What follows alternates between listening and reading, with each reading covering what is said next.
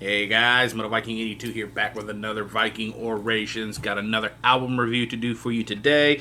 And today I'm going to be talking to you about the second full length album from the band Inner Sphere entitled Chaos and Warfare. This was put out through Vargeist Records in 2019. And if you are not familiar with Inner Sphere, it is a one man doom death band, or should I say project. Based out of Gulfport, Mississippi, that formed back in 2017. And the lone member of this project is one Jared Cave Moran, who you can see right there. And yeah, this guy's got like a laundry list of bands and projects that he has been involved in. Most notably for me, Putrefying Cadaverment, Flesh Configuration, whose debut EP I just reviewed. Maggot Crown, Morgue Walker, Hollowed Idols, and the list goes on and on. But yeah, as I said, this is the second full-length album. It is 9 tracks, clocking in just a little over 40 and a half minutes. And previous to this, he had one full-length album entitled Outer Reaches Rebellion back in 2017, and in 2018 he released an EP entitled Centuries Bitter War, which after listening to this, I have really got to try to get those. Yeah, so what can you expect with Inner Sphere? Well, honestly, this album is just chock full of heavy as fuck guitar and bass riffs. Very slow paced, very, just heavy as fuck. I really do love the bass sound that he captured on this release. It's so heavy, and I just love how thick the tone is.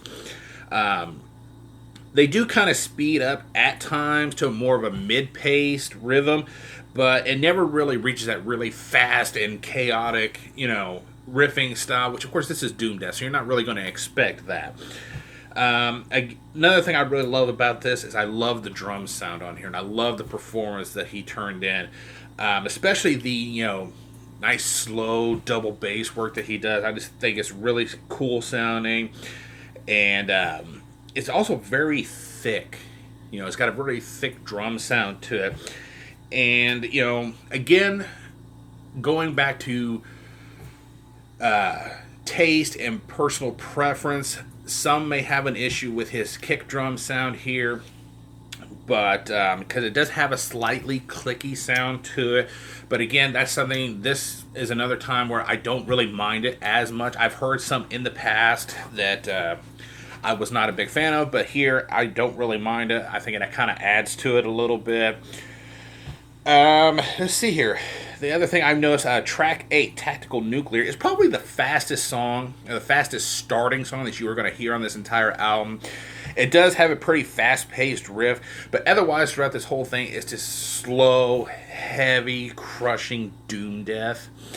Honestly, it's really hard to go into this like track by track. I mean, you just really got to listen to it to really absorb how heavy this release actually is. Vocal wise, I love his vocals here. They're a nice kind of low, almost rumbling death growl used throughout. He doesn't really change it up too much. He kind of sticks with that style.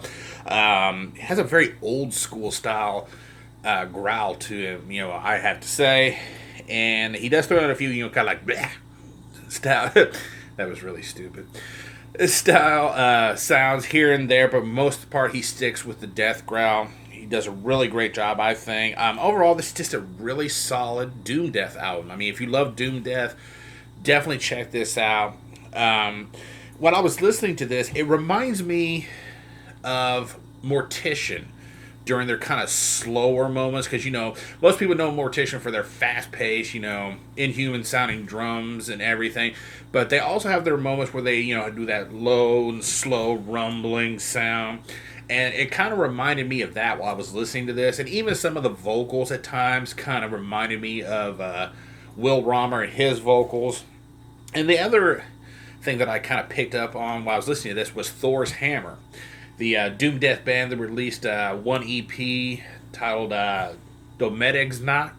and I probably pronounced that wrong, and I apologize. But yeah, I mean, if you like Thor's hammer, you like Mortician's slower moments. I would even say if you like Coffins, because it kind of has that Coffins feel to it as well at times, then definitely check out Inner Sphere with their latest album, Chaos and Warfare. Yeah, I would definitely give this a solid 9 out of 10. I'm definitely going to be picking up the rest of his catalog at some point, hopefully. But yeah, that is going to do it for now. Thank you guys so much for watching and subscribing. And until next time, stay brutal.